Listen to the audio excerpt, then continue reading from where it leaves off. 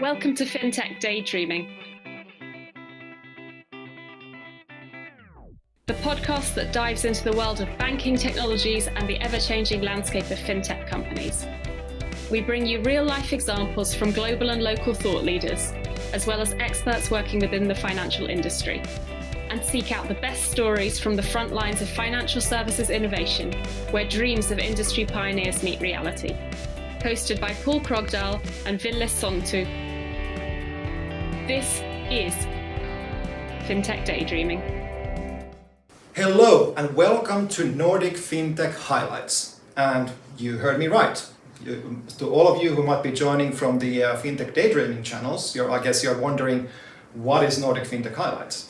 Well, we'll get into all of that very soon. I have with me Pål and Janne here, so let's bring them into the conversation and tell the audience all about why are we here today and what are we about to do. So Pål, again, welcome, how are you? And should we explain to the audience a little bit what we're doing here?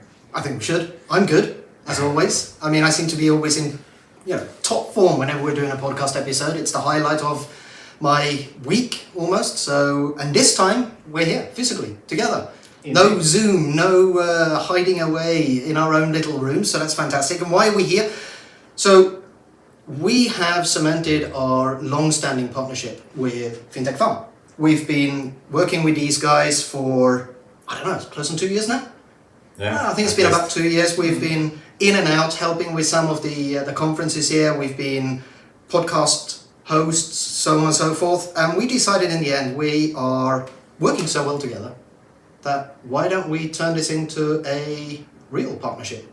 Why don't we come out with something together focused around the monthly newsletter that Fintech Farm releases, giving a focus on what's happening in the Nordics, and also for us to continue being the podcast partner of choice for your conferences and events that you run in the Nordics. So that's why we're here. Yeah, that's what we're doing. Completely rebranded episodes. Not all of them, right? No. Not all of them. Just some of them. So don't panic. We will be back with the Fintech Daydreaming as usual. Every other episode will be a regular Fintech Daydreaming episode. But we wanted to extend to this news realm a little bit. When we started the Fintech Daydreaming podcast a long time ago, one of our ideas was to really talk about the Nordic fintech space. And I feel this is a very concrete step on how to actually get that done in a very, very kind of tangible way. Because we're going to be talking about the latest news and the latest and the greatest on the Nordic fintech scene. And on that note, Janne, welcome first of all. Thank you very much. So what's your perspective into this new collaboration? Yeah, so definitely we have been working with you before on many occasions, and at Fintech Farm we have been producing a lot of content, and especially the monthly news summary on the Nordic Fintech. But Fintech Farm doesn't have their own podcast, but we were thinking you already have such a great podcast, so instead of making our own, so let's join forces and start this collaboration. And we had some quite nice stuff together before in events and otherwise. So I'm very happy to start this collaboration, and Nordic Fintech Highlights is now really stepping up as the monthly news summary of the Nordic Fintech and also banking landscape.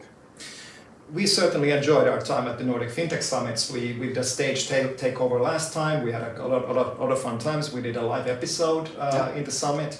And to this theme, we are live here now in the Fintech Farm, studios, I should say, after all this setup we put up. And I really enjoy the fact that we are live in the same room together rather than just being on Zoom. And this is the first time we're testing all of this equipment, so if it turns out to be an absolute shambles, we apologise in advance, but you get what you get. Yes, and same goes for the whole structure of the episodes, because we are actually doing this for the first time, so if it's a complete disaster, then we're just going to pivot later. We don't make disasters. We don't make disasters. We only make bad disasters. Okay, good. But that being said, we do want to keep some traditions alive in this, even in these episodes, and that, of course, is the fintech joke. And Janne, I heard, has a fintech joke for our audience here today. Yeah, I do. So, why doesn't fintech entrepreneurs make very good musicians? I haven't heard this one. This is a new one. I have no idea. they don't understand the purpose of using notes. Okay, pretty good. And topical. Yeah, absolutely. I just always kind of wonder, was that ChatGPT or was that something actually heard? But anyway, I think either way we enjoy the humor. So let's keep with that. And again, what a perfect way to start the first news episode with a bad fintech joke as expected. Although if fintech entrepreneurs don't understand how to use notes, and you're part of the fintech community, and we're about to read out and talk about the topical news that's happened in the last month in fintech, I hope you've got some notes. Yeah. So fair enough. I guess we all have some notes here. So yeah I guess we're not in that family of people.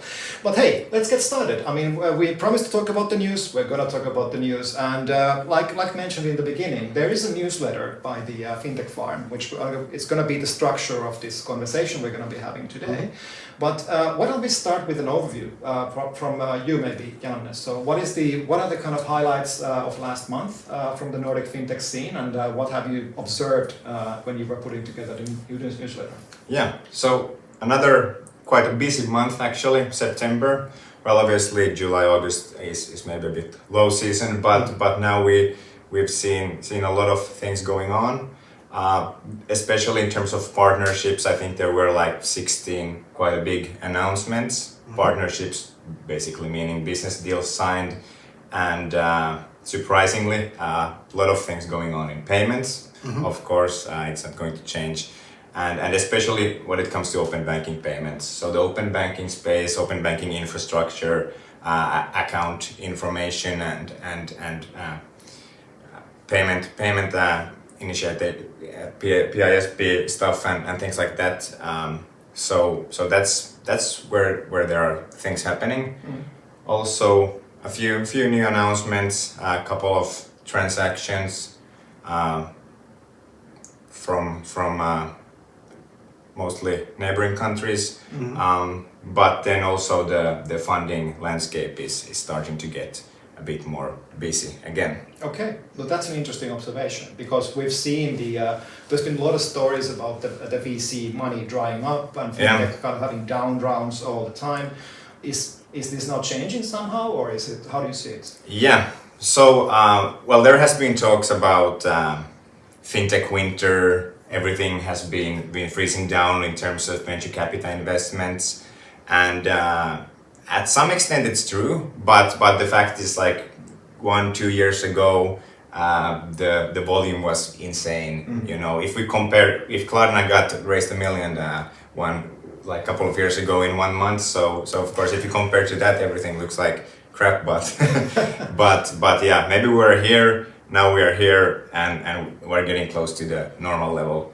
So I wouldn't be too worried.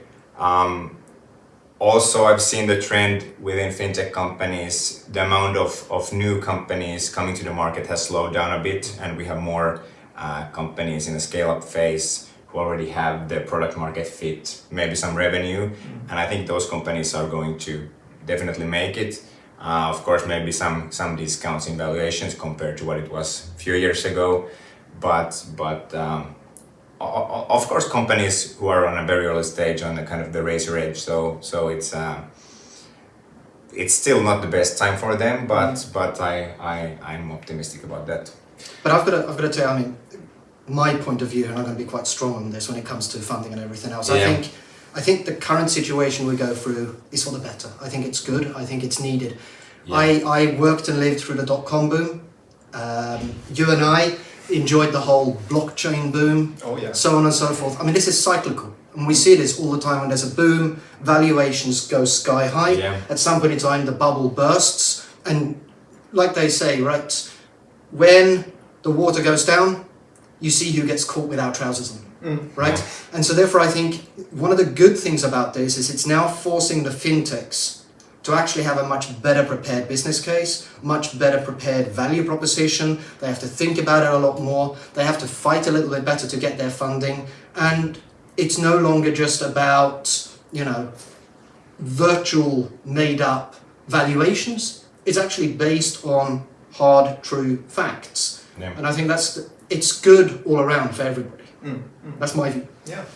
One interesting observation about the, especially the companies, the unicorns that were able to raise billions of euros or dollars during the when the money was easy, is that now they have these war chests. So as the funding has dried up for new companies, these existing ones with large amounts of money in their bank accounts are able to actually enjoy from the high interest environment that we have right now. So you can see some, especially the digital banks, having their balance sheet buffed up by this high interest environment based on the VC money that they raised earlier. Nothing to do with maybe the business case that they originally set up, but again, getting advantage from the interest environment. So that's but at the same time, most of them look at their evaluation. It's gone rapidly downhill. Yeah. I mean, Klarna and everybody else, they climbed up really high. Now they're coming down. Yeah. Right? Doesn't matter how much of a unicorn you are. Yeah, I want to pick up one more thing before we actually go to the news headlines as well, which is that you mentioned that open banking, payment information service providers, and others mainly cut PSD2 derivatives of companies, and account-to-account payments is hot. So maybe I want to actually turn this to Pål a little bit. Do you find it surprising that it's still gaining funding, especially with PSD3 just on the horizon? So you know I've got a passion for open banking, embedded finance and platforms. I'm not surprised. I can see the continued direction and growth. I think as we move away from the narrow scope of PSD2, PSD3 and start moving more in towards open finance, embedded finance, much wider scope, we're going to see a lot more interesting capabilities. And I think even in the Nordics, yes, we're quite digitally advanced, but it's still an awful lot we can do with embedding financial capabilities into customer journeys where the customers are, right? Invisible banking, we've spoken about this quite a lot in the past. So I'm not surprised. One of the things that I foresee is the fact that I believe a lot of the banks in the Nordics are falsely relying on their perceived leadership in digital, right? They've looked at it and said, yeah, but we're digital already. Nothing is going to disrupt us. And it's everybody's been talking about banks facing the Kodak moment. I think digital is going to be that Kodak moment. Remember, Kodak invented the digital camera killed them. Nordic banks invented digital banking. Digital banking is about to kill them. Yep. You could have the same argument about digital identity as well, because that was also practically mainstreamed in the Nordic countries. Yeah. And now we're seeing the banks maybe falling behind again, but that's a discussion for another day perhaps. Yeah. So thank you. I actually agree a lot on the things you observed. Embedded finance, invisible banking, all of these are driving the open banking revolution. But hey, let's get into the news. So what we intend to do here is that we want to talk about specific news items from the newsletter. And then maybe give some commentary around them, and then hopefully get your comments as well from the audience on whether or not these were relevant news headlines, and if you want to add anything to what we were talking about. So why don't we get started, of course, with you, Janne. So what was your number one or highlight from the newsletter that you put out now just a week ago? Well, as I'm cheering for especially the Finnish fintech companies, so I'm very happy to talk about the news about getting a biunicorn in Finland. Ooh. So Alphasense just announced a few days ago, or when was it, but very recently in September, that they've raised $150 million with a $2.5 billion valuation. Nice. So I don't know if you're familiar with Alphasense. No, I mean, tell our audience, what do they do? Yeah.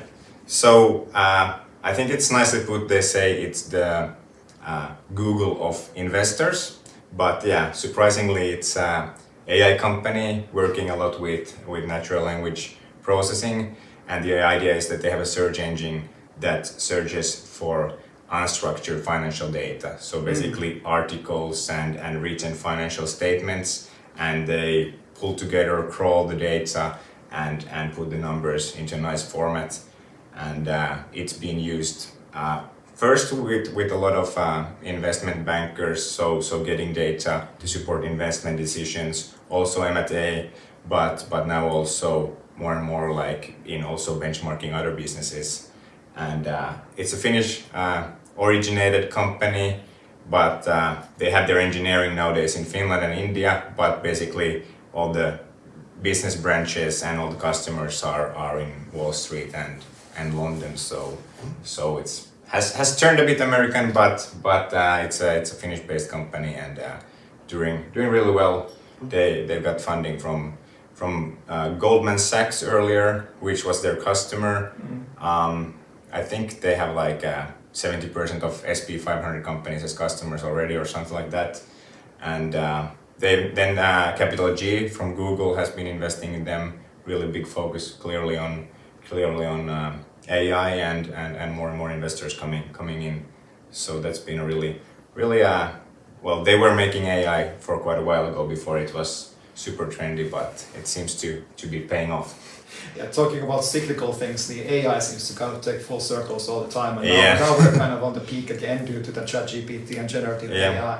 But I don't actually, I'm not surprised to hear about this development on the investment side, because they have everything. They have, first of all, they have an existing customer base. Yeah. They have data, and that is not accessed in the same way as they are doing right now. And most importantly, they are having the AI term in their pitch as well. So not surprised to see a high valuation there. Paul, what do you think? I mean, what is the secret sauce here? I think the secret sauce absolutely is generative AI or AI. I'm not sure we can call this generative AI. They're very focused, right? So it's not general everything. Yeah. But we've discussed this before around, when ESG came along, we talked about greenwashing and we talked about people using the terms. Blockchain was the same. I feel to a certain degree that we're going through the same stuff with AI and generative AI. And there is some fantastic examples. I mean, ChatGPT, particularly, the new version now, version 4, I think it is, right? If you pay for it and you get all the fun, interesting capabilities that we actually discussed as we were walking here this morning.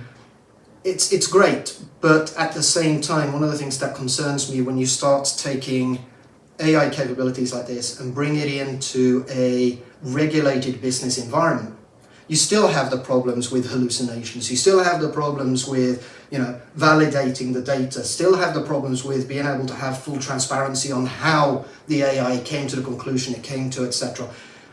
If they've solved all of that, then I think that's a fantastic. Then the evaluation, go for it. I mean, they're obviously got an awful lot of customers. They're doing a good stuff. But again, it's not generative AI. In my view, it's a little bit more narrowed. Yeah. So I'm interested to see where this is going. The whole field, generative AI, really excited to see where it goes. Yeah, it is. There's a lot of hype, obviously, about generative AI, especially around finance and even legal systems. Yes. But those are almost like, ironically, they are the two places where you should be very careful with generative AI, because again, they are very deterministic. So you need to be exact, you need to be right.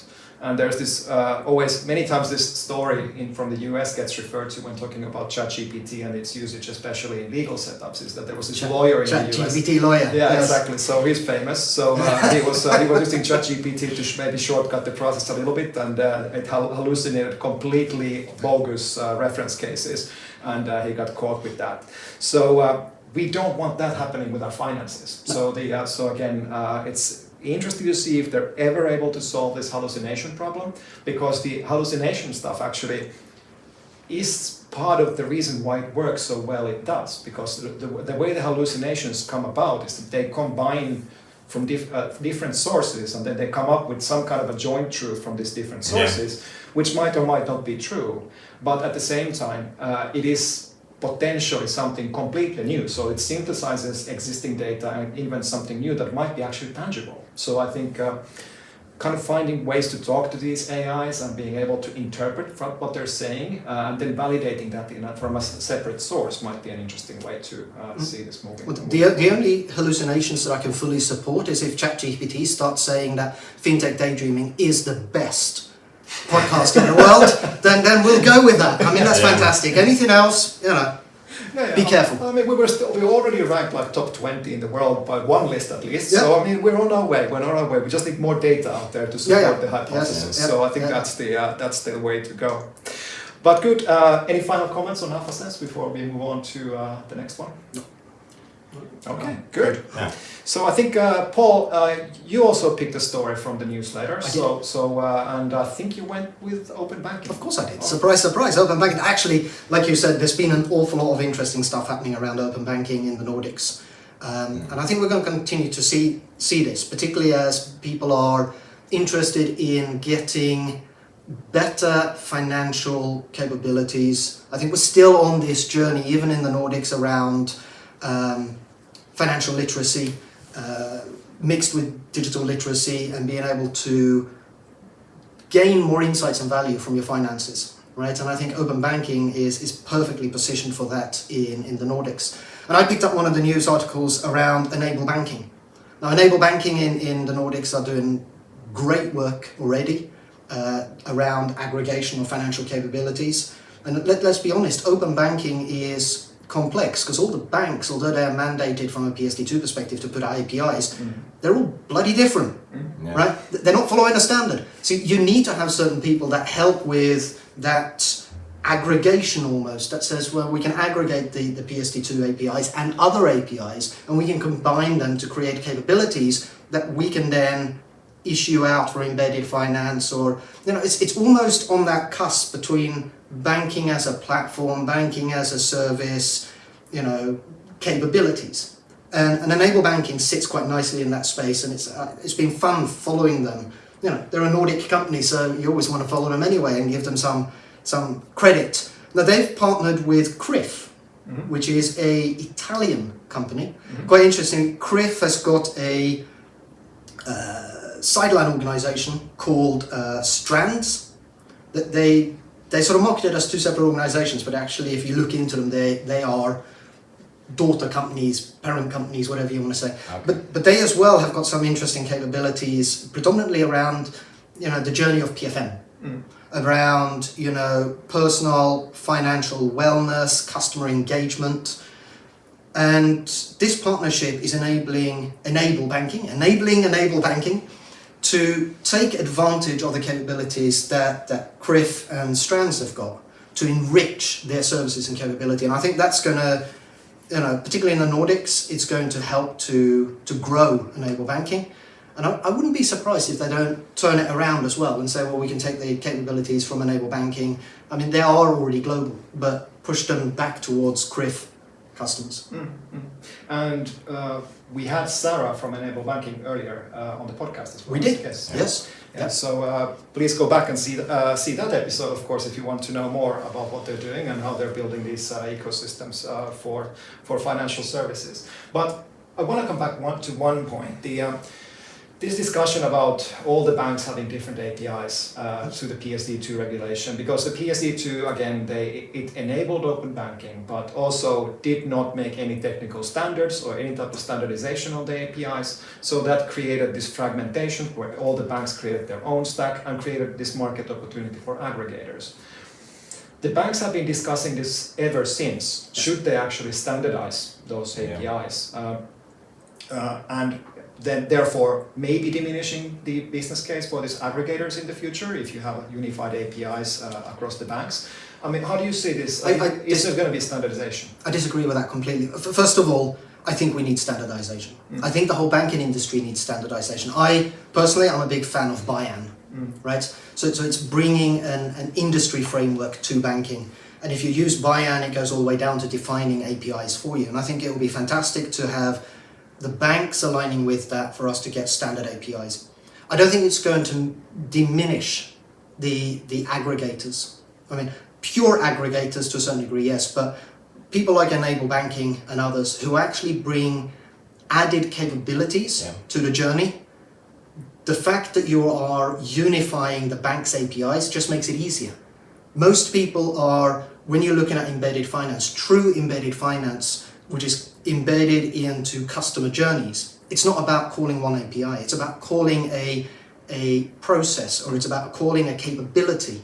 You still need the aggregators, or whatever you want to call them, to actually pull all of that together to create that value, that unique value that third-party platforms can integrate or apps can integrate into their journeys. So we're going to be seeing aggregators as the de facto model for the foreseeable future. That's what you're saying. Absolutely. Yeah. And it's interesting, I actually sat in a panel discussion, 4 years ago now, actually shortly after PSD2 came out in Sweden. And I stood there and categorically said that the future of aggregators is dead.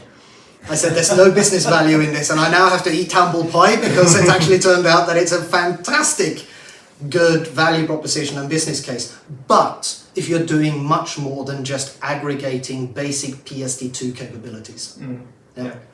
And I mean, just logically, if you think about it, I mean, you can have a bank that has a great developer experience and they're doing everything exactly right as you would expect. Yeah. But since you're using many banks in any cases, So you're always going to be stuck with the worst. Now with the aggregators, you can actually mitigate that problem altogether, so you get one unified experience as a developer on the APIs. But here again, there's an interesting dynamic, right? We're really going down into this one. There is a fantastic leadership that's happening where third parties, so we're now talking about beyond banking, where third-party platforms or apps are taking great advantage of these aggregator fintechs to be able to pull in these capabilities. Banks, on the other hand, and here we're back to the banks are going to get killed by digital. The banks are not, as far as I can see it, really taking full advantage of these fintechs like Enable Banking, etc. They're trying to do it themselves. So I'll give you a real, true, down-to-life example, and you've probably seen the same. If I go to Revolut, I can engage the open banking APIs from most of the Nordic banks. All right, OP, Nordea, Danske Bank, and a whole load of others. If I go to my OP app, I can only open the PSD2 APIs on 3 other banks, Nordic banks, right? So there's a huge difference between the banks. And I think back to the banks are still in a push model, thinking all they need to do is good enough. And the consumers are saying, nah, I'm sorry, I want you to come to me and I want a lot more flexibility and capabilities in my day-to-day life. And if you're not going to give it to me, I'm going to go to where I can get it. Bye bank, right? Yeah. So we really went deep into this topic. Janne, anything you want to add from your perspective? Actually, interesting side note on that one is that Apple just launched that you can put the bank accounts on the Apple Wallet in the UK, and that's really like an interesting trend. Yes, it is. Yes. I think Apple is a fantastic poster child for a non-bank doing banking capabilities in an embedded way. I mean, we don't know who we do, you can see it in the news, but for most consumers, they have no idea what bank is delivering what capabilities in your Apple ecosystem. As far as they're concerned, it's Apple. Yeah, exactly. And Apple has you either love them or you hate them or you don't care about them, whatever, but they are really good at executing on the simplicity, and we saw that with Apple Pay already, and it's taking its time with other products. We're gonna see how that goes. By the way, I'm gonna make a prediction here, which is that the Apple Vision Pro is actually gonna finally break through the extended reality or mixed reality market. And you're never going to catch me using it, because every time I put one of those on, I throw up because I get motion sickness. So, I mean, if they bring out something that won't make me spew, I'll be happy. Yeah, and the reason I bring it up in a fintech podcast, of course, is there's a very interesting embedded finance opportunity in the spatial computing space as well. And especially next year when I get my hands on one of those, I'm definitely going to be talking about it a lot. But back to today. So let's move on to the third headline. So I picked one of my favorite topics from the newsletter, which of course is my, and you know this very well, Pål. I've been working in digital trade, especially around the blockchain stuff when I was working at Nordea. We were working with the WeTrade project together, and there's been plenty of these digitalization of trade effectively projects ever since this trend of trying to move away from analog has existed in banking. And the reason is that even today, 98% of all trade documents of global international trade are analog. They're papers. They're at best PDFs. And this, of course, generates a big problem from the perspective of trying to authenticate documents, trying to find, is this real? and then trying to digitize them in order to automate things. Now, we tried this with WeTrade a little bit by getting a blockchain-based solution and having everybody sign up into the WeTrade ecosystem, and in order to be able to having this verified trade. But the news story related to this in the newsletter this month was from a company called Enigio, Swedish fintech startup that I happen to be familiar with as well, and they actually were able to get a 3 million investment from Lloyds Group. So Lloyds Group, of course, being a large bank from the UK, again, and this should bring even more credibility into the Enigio project and what they want to achieve with the digital document, authentication system, if you will. Few things to note about the Enigio solution for the listeners as well is that so what they do effectively is that they take existing trade documents. These are basically mostly PDFs, and they create a digital signature on that document, and then that document becomes an authentic copy. They call themselves like digital printers, effectively. Now, for you and me who are a little bit technical in background, that sounds like just using PKI to sign a file and then sending it off. The unique part that Enigio does is that they have a public ledger. They call it a blockchain. We can argue whether it's actually a blockchain, but they call it a blockchain. Let's call it a distributed ledger. And then the receiving party can use that distributed open public ledger to verify the authenticity and uniqueness of that document that they received. That doesn't actually sound that amazing, but the value proposition that they have is that, well, because of this public ledger, you don't actually have to be a customer of Enigio when you receive that document, and you can actually verify the signature for that contract. The obvious low-hanging fruit for them are these trade documents, again 98% still being completely analog, and basically digitizing them and making sure that this makes the trade more digital, more efficient, and a good pathway to a fully digital future. And the other one are more closer to home, maybe. So you can have, especially in Sweden, they have a system when you buy a house. You get this promissory note, basically. This is a unique document that it used to be paper. So again, it's like a piece of paper with bank stamps on it and signatures, and that is a unique paper that you actually have to hand over when you buy the apartment in order to complete that process. Now, with this technology, they could theoretically at least completely digitize that, because you could always verify that it's an authentic document. There's another fun parallel here, because and I will let you comment very soon, which is that if you listen to this digital uniqueness sounds familiar, right? Mm-hmm. Is this an NFT now? I mean, so again, is this a non-fungible token just brought into the trade world? And if you listen to Enigio people talk, that's actually what they say, is that, well, this is like NFTs, or PDF NFTs, if you will. So you have a public ledger able to verify the authenticity and the current owner of the document, with one difference, which is that they also enable the parties to append to the document. So you can actually add data to the document, and then you can re-sign it. You cannot edit existing content, but you can add information to this living document. So the opportunity there is to basically roll out this technology. I see a lot of obstacles in front of them, because the main problem is actually not the technology. It is basically getting the legal systems to work together. So a digital signature in Finland is completely different from digital signature in Albania. So again, trying to figure those legal system disparities out is going to be a bit of a challenge, but all the best to them. I think congratulations on the funding round, and hopefully they are able to crack these problems. But Janne, maybe from your perspective, I mean, seeing Enigio raise 3 million from a UK bank, what does it make you think?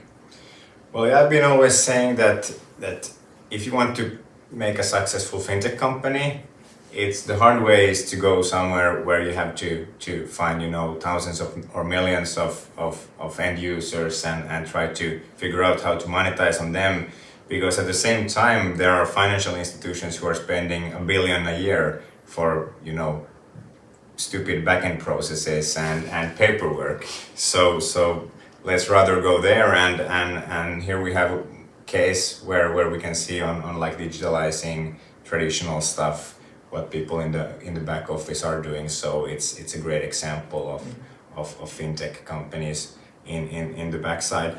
Of course, in this case, when we talk about, you know, verifying things and identity, so yeah, like you mentioned, the standard thing or how does it work in different countries or between different companies. So that's of course a big challenge, and if you are able to, you know, crack it, so that's then potentially a huge grand slam. Yeah, absolutely. And we're seeing things like the European digital identity, even though it's just for individuals, but we also already know projects moving the European digital identity into the business domain in the future. So that might be a way for them to grow even bigger or maybe be disrupted by that. Well, it's hard to say. We will see. So what do you think, Paul? I'm going to start off by just pointing back to one of your comments there. My day job is predominantly to help banks to understand how they're being crippled by stupid back-end processes. So you know, that's absolutely, you're correct there. I think you meant necessary back-end processes. No, stupid back-end processes. Manual stupid back-end processes, right? Applying for a mortgage shouldn't take as long as it takes. That's fair. So, but wow, you hit so many red flags in my head, and you know that. You picked this on purpose. I mean, you're right. Interesting use case, interesting business case. We could probably spend a whole episode as well on the discussion of why WeTrade failed. And it'll be interesting to see if this company manages to avoid those pitfalls. If you're going to work as a platform business, you need to operate as a platform business and you need to do it properly. You can't constrain or restrict the users. Lesson from WeTrade. But you know me, I love blockchain, but I love to hate blockchain. Yeah. And I still think that we are in that blockchain DLT world of it's a technology still looking for a problem. And most of the startups, even the ones that are fintechs that are getting good money in VC, are using digital ledgers where they don't need them. They actually just add complexity, they add restriction, they add so much, but it gives them a fantastic buzzwords to use in their value propositions and in their literature and everything else, and you manage to pick up so many of them in this, right? And so my question would be, can they do it with better technology? But I agree with you, the technology is not going to be their downfall. I don't think they're going to have a downfall. It sounds like they're doing really well and getting funding from a large global tier 1 bank.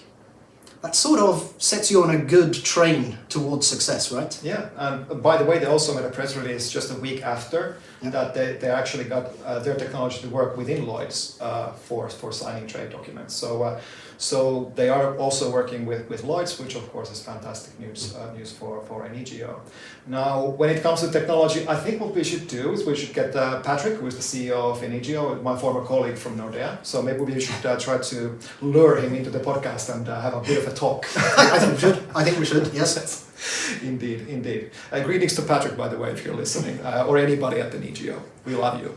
So that actually brings us almost to the close of the episode. Yeah. I did want to bring up one more topic, which is related to potential guests in the future. So this episode, this first news episode, was basically just us talking about news. In the future, we're looking forward to welcoming either snippets or even guests from the companies that we talk about into these episodes to give their own perspective into, well, the month's news, but also talk about their specific company and potentially the news that they just hit during that week. And also we should point out that this is what we want to do in the future. We want to have these episodes being physical, all of us together. Travel and everything else permitting. I mean, you travel an awful lot. I might potentially start traveling an awful lot. We'll have to see. But the idea is we will be together. Maybe not here. We might find a better studio. We might find a worse studio. I don't know. Let's see what happens. But this will be more human than our other episodes. We hope so too. And it will be, I'm sure. Yes. So with that being said, Janne, did we miss anything? Did you want to mention something that we didn't talk about yet? Well, we have coming episodes where we can talk more about blockchain. Obviously, Yes, there's infinite amount of things to talk about the blockchain, of course. But other than the blockchain, anything else you wanted to mention before we sign off? well, I'm really happy to be here with you, and really looking forward to make more episodes, and stay tuned. Thank you, Janne, to you as well. Thank you for having us. And we will be having these episodes once a month from now on. And we're really looking forward to all of this.